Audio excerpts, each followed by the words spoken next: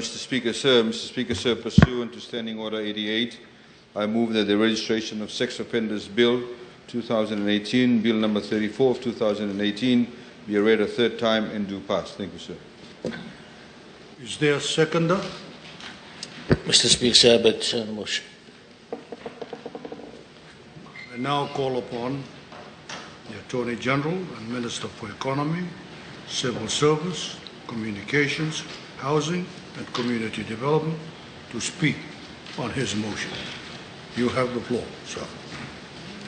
Thank you, sir. Sir, as per convention, I'll be very brief, given that we have looked at this particular bill as a whole of committee. We have all elucidated the various aspects of the particular bill itself. Needless to say, sir, just put it succinctly, that this law is essential in respect of our battle, our armory to deal with sexual offences in Fiji, which obviously we've seen over the past number of years increase, and we need to ensure that our laws are strengthened.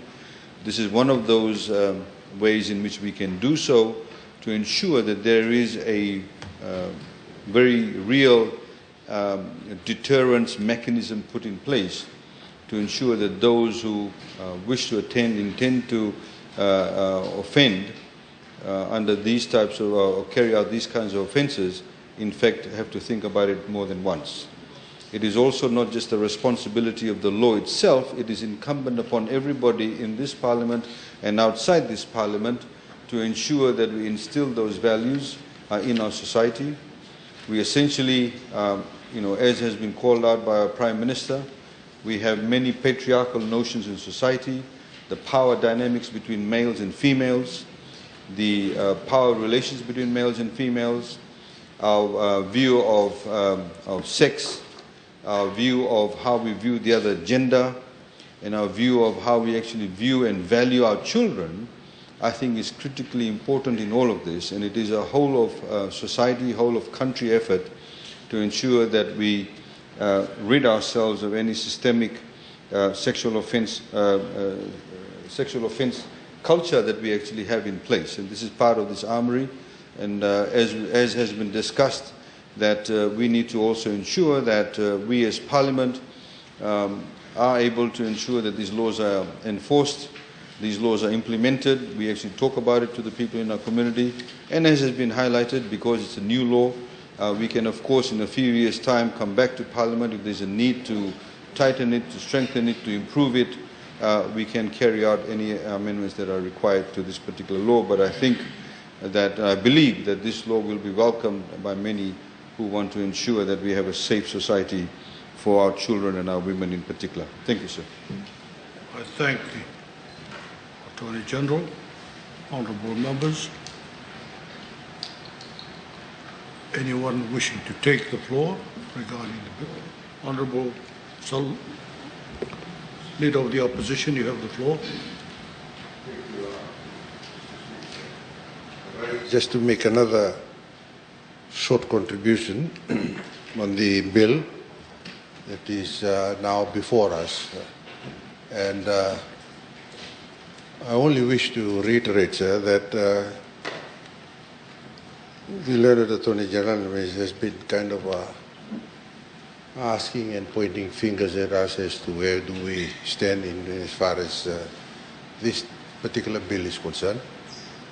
But again, I would like to, on behalf of the Sodelpa Party, I would like to inform the August House, this August House, that it wasn't easy trying to get the consensus on this particular bill, sir, given the various issues that we've raised already when we were elucidating on different parts and sections of the bill. But all that I would like to indicate, sir, that that being not an easy task to come together, so we've unanimously agreed that we'll vote on our own conscience in this particular bill, sir. That is all, sir. Thank you. I thank the Honourable Leader of the Opposition. Honourable Salvatore Androno, you have the floor. Thank you, Honorable Speaker. And I acknowledge contributions that have been presented during the Committee of the Whole on this bill. And I support what the Leader of the Opposition has alluded to. But Honorable Speaker, I'd just like to highlight to the House that as it is, we have about 5 pieces of legislations that directly relate to the elimination of violence against women and children. And that is the Family Law Act 2003, Domestic Violence Act 2009, Crimes Act 2009, Family Law Amendment Act 2012, Criminal Procedures Act 2009, and also the Employment Promulgation Bill of 2007. And as we have heard from the Minister for Women and Children Poverty Alleviation yesterday, that Fiji's case is still rated high in the world, and the rates in Fiji of violence against women continue to increase. And that's, as I have mentioned before in this House, that is our biggest performance indicators, that all these legislations, all these programs and policies that we have in place towards elimination of violence against women are not working. And having to have another piece of legislation brought into the House, the question is, will this really address our problem?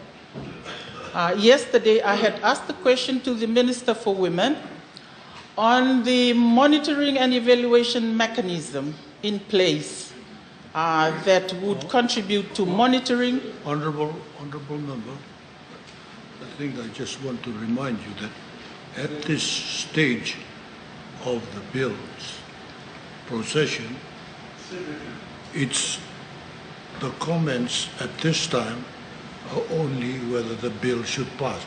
It should not be on content or other matters related to the bill, like what the Leader of the Opposition has done. So you have the floor.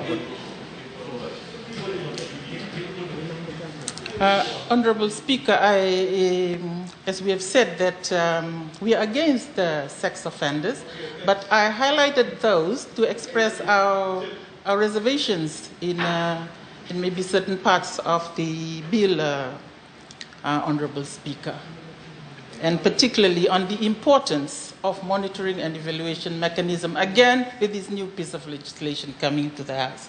Thank you, Honorable Speaker. Thank you. There being no one else wishing to take the floor, I now call on the Attorney General and Minister for Economy, Civil Service, Communications, Housing and Community Development to speak in reply. You have the floor, sir. Thank you, sir. I'll be very brief, Mr. Speaker, sir. We should support this bill. This is the third reading. It is, like I said, one of the tools in our armory that we need to be able to combat the rise of sexual offences in Fiji. Of course, we have various laws that have been put in place. For example, Domestic Violence Act that the Honourable Member referred to, sir. The reason why we actually have a higher reporting of domestic violence now is because people feel confident to be able to come forward, to be able to report domestic violence. Because previously, Mr. Speaker, sir, it was treated under common assault. Honourable Member would know that. And common assaults were actually reconcilable offences, which many magistrates actually said for husband and wife to go and reconcile, so nobody actually wanted to report it. So this is again, Mr. Speaker, sir, another one of those tools that we can use to ensure that we address this particular matter, and I urge all members, Mr. Speaker, sir, to support this bill unreservedly. Thank you, sir. Thank you. Honourable members, the Parliament will now vote. The question is that the registration of sex offenders, Bill 2018, Bill number 34 of 2018, be read a third time and do pass. Does any member oppose the motion? No. As no member opposes, the motion is agreed to unanimously. Secretary General,